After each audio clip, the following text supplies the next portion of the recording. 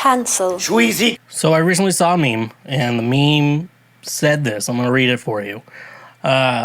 Old school Disney flicks. Your family's dead, and now you gotta fight a villain. But new school Disney flicks. Your family's alive, and now you gotta deal with their bullshit. So, why not? And I haven't done this in a while. I haven't done a movie review in a while. Like, we've talked about movies I've seen, but I haven't talked about, we haven't done a full movie review, and I think I haven't done it since, in like 6 months. So it had to have been Christmas when we do our monthly, on every month, when every week we do a movie review of a Christmas movie.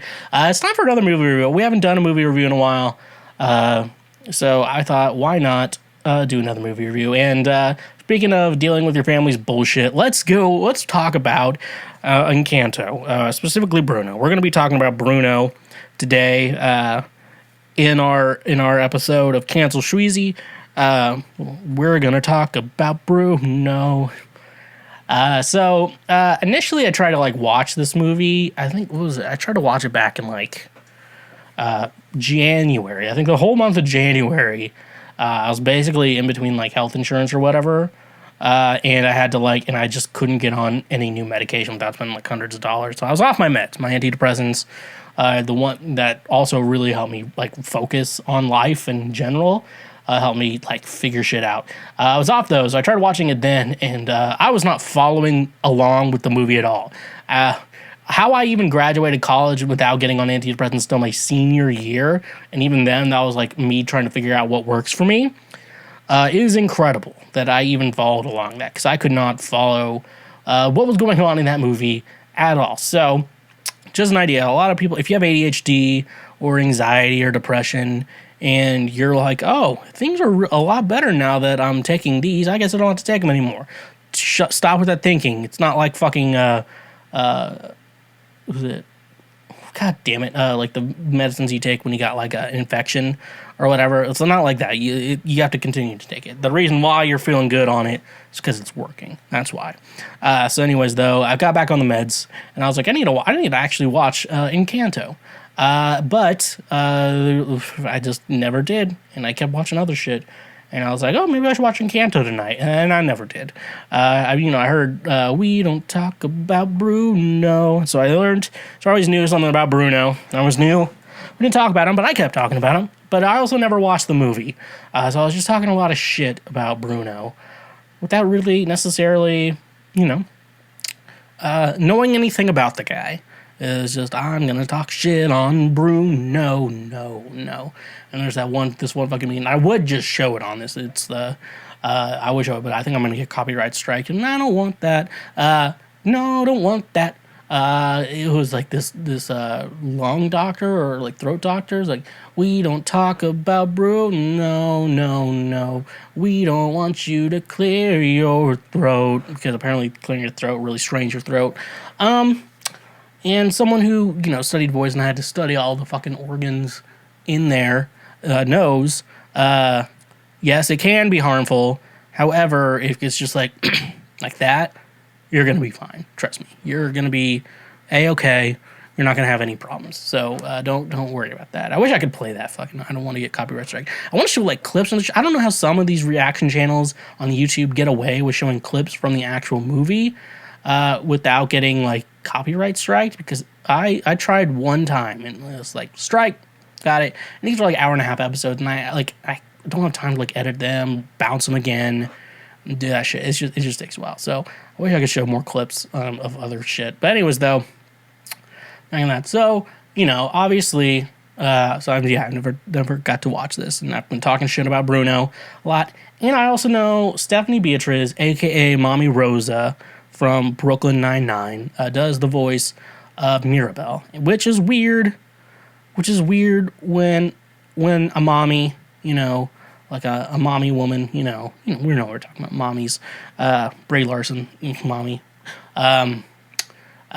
she's voicing, and Mirabelle is supposed to be 15 years old in this movie, which is weird. There is something weird about she's 41 right now. It's weird to have a mommy be voicing a kid. Anyways, though, I guess we ought to look past that because I'm going to talk a lot more shit about Bruno. We're going to talk a lot of shit about Bruno.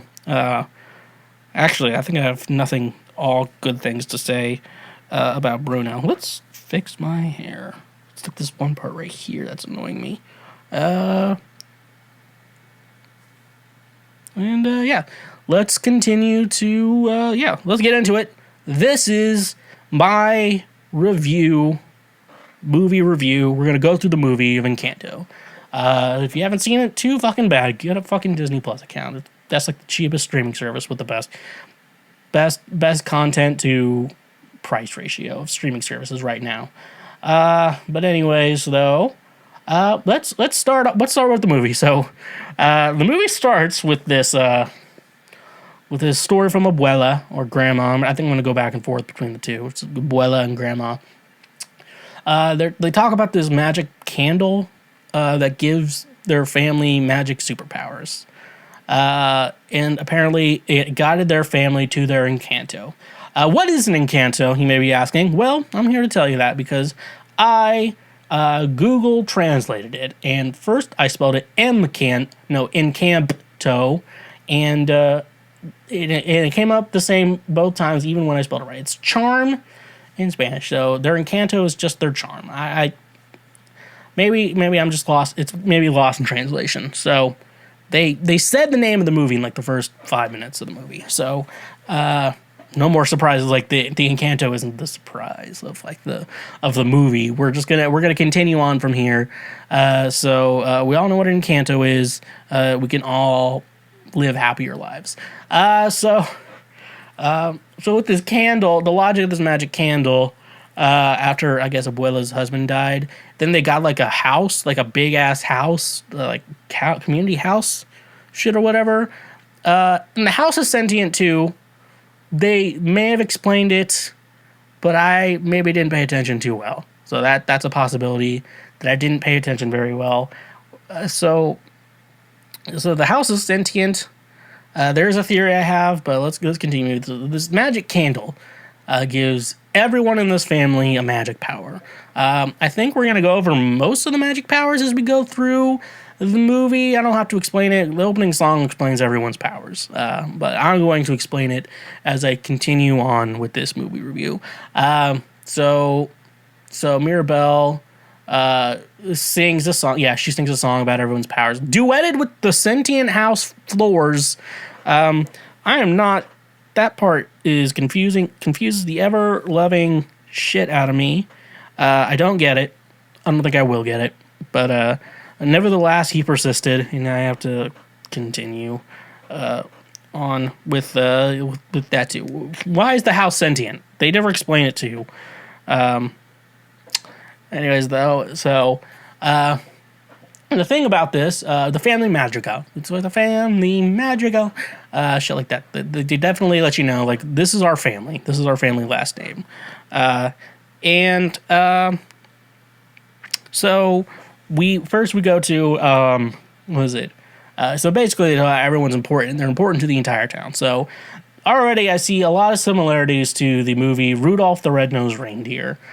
Which the lesson of that movie, if you didn't know, I think we have a review somewhere in the channel, that if you're not useful, your life isn't worth living unless you're useful to others. Like that's the general lesson we get from that movie. So we're already off to a good start here. And I'm like, this is a toxic family. Like I just know straight up, like beginning with this is a toxic family. This family is toxic AF. And, there's going to be a lot of problems going on with this family. Right about the family magical. We're all toxic in the family magical.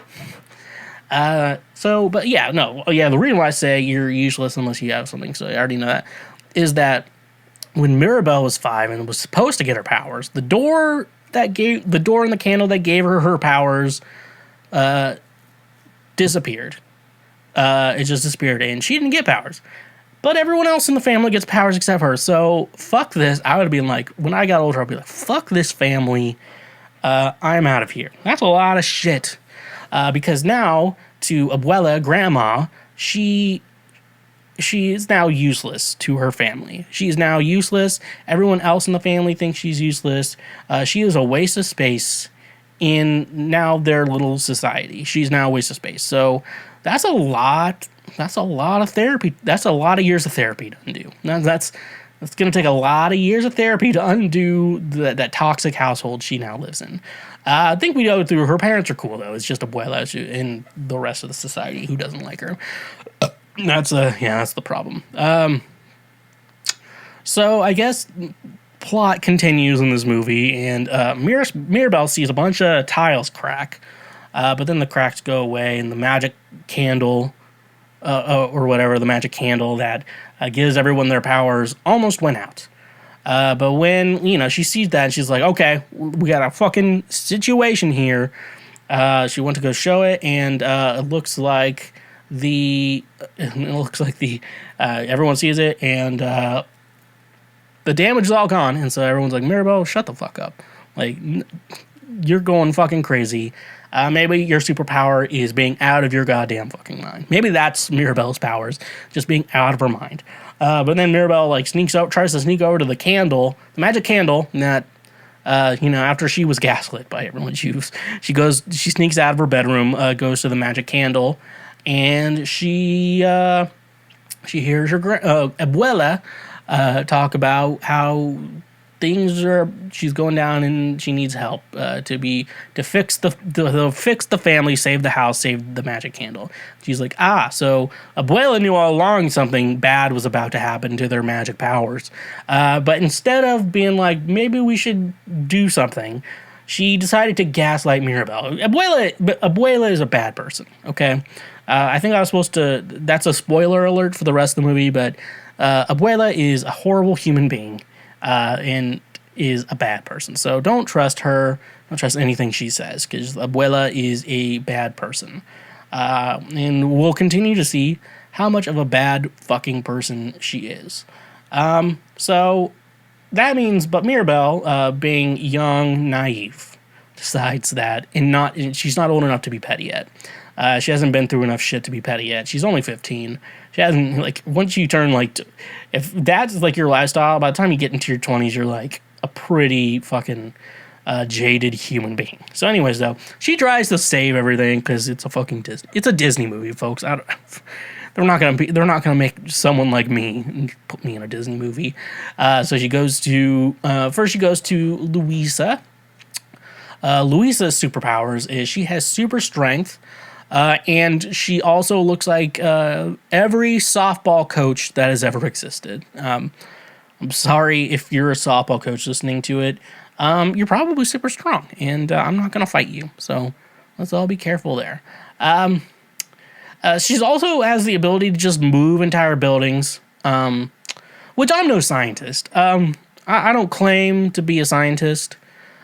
But I know how you move a building isn't just picking it up from the ground base. Things are attached. There's load-bearing pillars to make sure things don't collapse. There's a lot of bullshit in her ability. She can move houses, which later becomes a problem with the magic sentient house they live in, that she was able to move entire buildings. And I don't think that's how buildings work. I'm not trying to claim I know anything about architecture or science, but that's not how buildings work. She sings a song about her drip, drip, drip, drip, that'll never stop. And when I hear, look at the drip, I hear, what outfit am I wearing? She was not talking about her outfit. She was talking about, something about being stressed out about having to do all this fucking work, and she's worried, and she has to look strong, but she has a soft side. Like every large, strong person you see who's just naturally that big and shit, they do have a sensitive side, and usually they're not the ones who want to fight everyone. But then, I guess, what was it? So she's thinking about her drip. She heard something. She did hear something about the magic going away. Because Bruno had a vision about it, I guess. Bruno had the vision about it, and so that's why. So I guess Mirabel goes to Bruno's tower, which does not obey the laws of physics at all. It's huge. and sand is in there and stuff like that. So she goes into like his future prediction room where there's like a broken green glass thing, and it's something involving like Mirabelle being the reason the family's powers are going away. And then Louisa loses her powers too, which I don't know how that works, because doesn't the candle provide the powers? But now Louisa doesn't have powers. They don't explain that in the movie. I'm just saying I'm here to explain all the plot holes in these fucking movies. So now, remember when all these bitches were like, we don't talk about Bruno? You know, they're like throughout the whole thing. Now they explain why they don't talk about Bruno. So here's the contradiction in what they're saying. They say that we don't talk about Bruno, but then they sing a whole ass song about Bruno. So is it like the idea is like we don't talk about him, but we can sing about Bruno, or are they just hypocrites? I'm not the one to decide that for you. You're going to have to be the ones to decide that on your own. So anyways, they sing this song about Bruno. And so basically, the reason why they don't talk about Bruno is that Bruno can predict the future. And so with Bruno's ability to predict the future, everyone hates him because of it. Because now he's the one who's getting blamed for everyone else in the family's bad decisions. So, like, the one that can like control the weather, she doesn't like she doesn't talk about Bruno, because it rained on her wedding day. Even though she controls the weather, it's Bruno's fault. Like, it's like everyone else is blaming Bruno for their specific problems, and therein lies the problem with this toxic ass fucking family, is that they say Bruno is evil, but Bruno is just predicting what these toxic ass people are going to do in their life. So then I guess that's why everyone's pissed at him. So I guess Mirabelle is like, they see the prediction and her dad walks in and sees it and like, we gotta hide this. We can't know that you're the reason why everything's doing it. Everything bad's happening. And then Dolores with her big ass fucking ears overhears them, and then just decides to tell it to the whole family to make Mirabelle be a bitch. Like, Dolores, like, I think she obviously, I think she's old. I think Dolores is old enough. I do think she's the hottest one of all of them. But if we're gonna pick them all, and she's old enough to get married, so I'm assuming she's a legal age. Well, she's the hottest of all of them. But anyways, though, overhears it, and now everyone hates Mirabelle. But then Mirabelle sees a bunch of rats stealing this green glass with all the future predictions on it that Bruno makes, and leads Mirabelle right to Bruno, the guy that we're not talking about. Apparently, the guy who predicts the future of his family's bad fucking decisions. And then so Bruno, we find out, has been living inside the walls, and which is like one of my big fears of, like, you have a home and then there's someone like living in between the walls or in like your crawl space above you or below you and shit like that, and they come out at night, steal a little bit of food to survive. Like, that just creeps me out. Just the fact that like someone's there, someone's around, like, you know, and you sneeze and you just hope you don't hear someone say "God bless you" or something like that. Like, you're like, I'm home alone right now. Anyways, though, but Bruno's also out of his goddamn mind. He decided to live in the walls because he was banished from the family, or supposedly. But it was hard to get around the mountains, so he just stuck there and had rats steal food for him. Even though he's not the kid who talks to animals. Anyways, though, because he didn't benefit the family, he was exiled and excommunicated or what have you. But then Mirabelle, but I guess Bruno explains that the vision wasn't very clear about what's going on, so Mirabelle gaslights Bruno into making like another prediction. That's what's going on. And then it does cut to a scene for a second about like Mirabelle's parents be like, "Hey, Abuela, quit being toxic to our daughter. We love her." And Abuela's like, "No, because I'm a boomer and I'm a terrible person." So then I guess, like, you know, we learn Mirabelle's parents are good people. And then they go and do another. Bruno's doing another prediction, which is a crazy fucking scene. I don't know how they even figured out he can do this shit. But But they learn Mirabelle has to squash her beef with Isabella, who is apparently the hot one of this group, which I don't know. I'm not into her. Her powers are being beautiful, not hot, but her powers being beautiful, and she can make flowers, which I don't know. And Isabella's kind of a bitch too. So it turns out, like, at that dinner, Isabella was supposed to marry this one guy, but she accidentally punched him in the face with the flower. And so I guess they're not getting married now. But it turns out Isabella didn't want to marry that guy to begin with and be set up like another family because this is a modern Disney movie, isn't an old-ass one. So eventually they sing a song about being friends and shit like that. Abuela decides she wants to start being a bitch to Mirabelle. She finally cracks and said, she's like, I'm never going to be good enough for you, like every teenager. And she even goes on, like, Abuela, you don't like anyone in this family unless they do whatever you want to do. And that's when we figure out Abuela is the villain of this story, which you can kind of tell. Every boomer is, like, the problem with most things. And then the house just fucking collapses in on itself. Just fucking be like, I think I kind of think Mirabelle's powers are the house. Like, she can control this house. Like, I think that's her powers, but there's a lot of other conspiracy theories that we could be going to in regards to figuring this shit out. And so now, because her Abuela's boomer abuse, like, just destroyed this house. But the house still has some magic powers to save Mirabelle. That's why I think the house, like this sentient house, I think Mirabelle controls it. I don't know. I don't even know. I can't figure that out. So, Mirabelle runs away to the river, but our villain, Abuela, finds her. They have a heart-to-heart, and they show a flashback to her younger days, and Abuela's like, I don't want you to live like shit like me, where my husband died, and I had triplets, and here's the problem I had. Like, she knew she was having triplets, but they don't, like, establish electricity existing yet in this movie. So I know you can usually tell if you're pregnant, like you're not really having periods for a while. It's usually a good sign. You're late on your period, and that's like a worrisome thing, like women have a period and like, it's all bloody and gross. I'm not pregnant. So, so she knew she was having triplets, but I'm like, I don't know. How do you figure out, like, how do people figure out, like, if they're having more than one kid? I mean, like, you could probably figure out at the end, like, I'm enormous. But that's the plot hole I had in this movie. They also sing a song about caterpillars. They go to a song about caterpillars, which is weird. I was watching with captions on. That's the only way I know. I don't know if they don't. But then they also kind of allude to that Abuela's boy toy Pedro was the house. I don't know. This fucking sentient house is annoying the shit out of me, and I just can't figure out what's going on.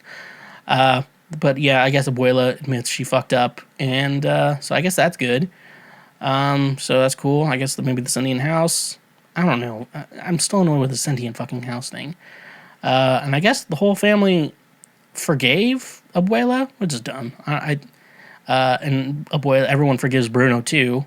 With a hug, not an apology. They just hug him. They don't apologize, which is bullshit. They need to try to apologize. So, yeah, I guess now we're entering the end of this movie. It ends typical Disney fashion. They forgive Bruno, and they decide to rebuild the home with a new foundation, like a new representation of like this new idea for the family. The funny part is, I didn't think all the villagers had superpowers either, but they all had the same superpower every Mexican has, and which is construction. They all know how to.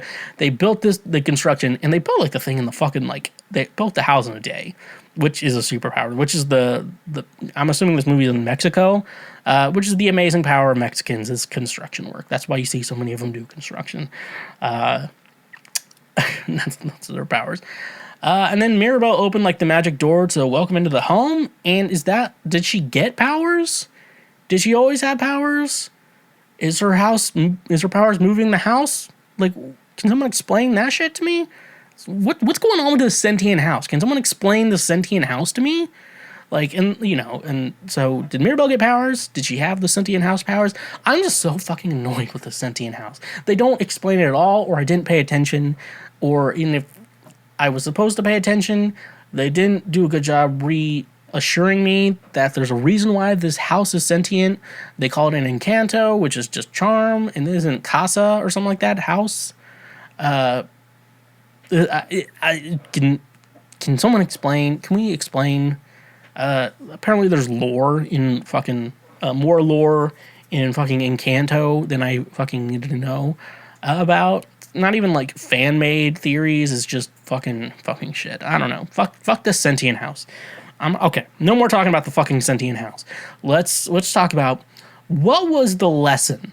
What is the lesson of this movie? I always assume every movie has a lesson, and we have to talk about what is the lesson of the movie Encanto. To me, it would seem that our families, especially our elders, mothers, fathers, grandparents, they are the biggest villains in our lives, and they give us the trauma. Our villains or antagonists, as some would say, they give us trauma in our lives that we have to work through and conquer, and it brings us to confrontation. So, Valjean, at last, we see each other plain. Monsieur le Maire, you wear a different chain. Anyway, so another lesson I learned, it's similar to Rudolph the Red-Nosed Reindeer, that, you are a useless human being unless you benefit society. That's the lesson Rudolph taught us. Another lesson, I guess, which is involving Bruno, the guy we're not talking about, who I've been talking shit about for a while now, is that don't excommunicate someone who has future prediction powers just because you don't like the future of that. Because in the end, they just see the future as is, like what's going to happen. Like they just see that. That's all they see. You make personal decisions in your life, which dictates your future.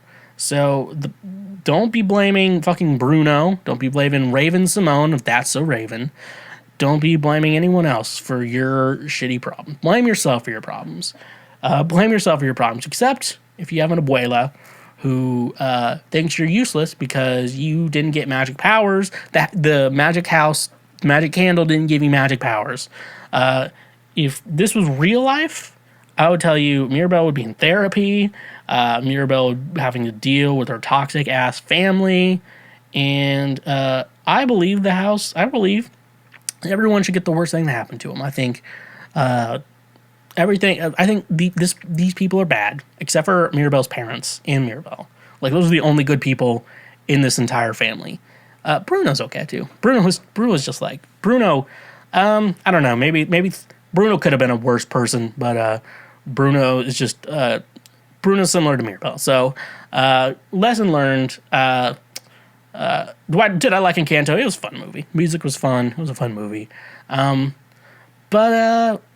it's just toxic families. There's probably other people who've like diagnosed this on YouTube who could give you a better, clear answer. But yeah, toxic ass fucking family for sure, 100%. Yeah. Hey, you just finished one of the many, many highlights from Cancel Schweezy. We got plenty more on the channel, so make sure you hit that subscribe button, and if you like what you just watched, go ahead and smash that like button as well. Go subscribe for more so we can teach you how to be a better human in our world. So yeah, stay awesome.